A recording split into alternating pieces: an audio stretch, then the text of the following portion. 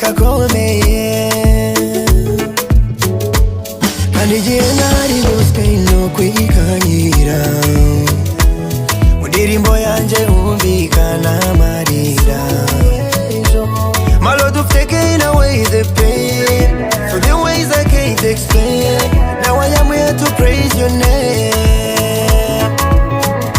Hey Mungu wa baraka ni wewe, hakuna kama wewe, milele usifiwe, Baba wastahili, none mwami ndakwihaye nkoresha icyo ushaka.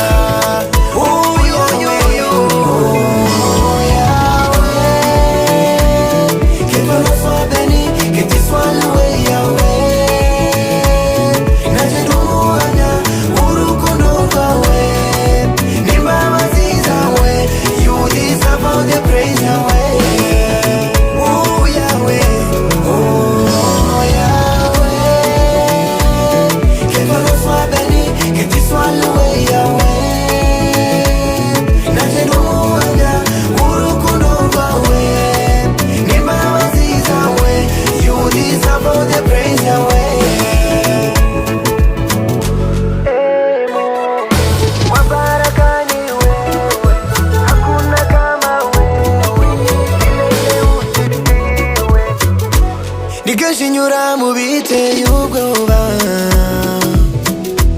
mu misozi miremire iruhije, but every time you been on my side, you did carry me on your wings. Dear Lord, in your hands I'm safe. Naona burahe tuna ruguru, naona bura shinge na rugero.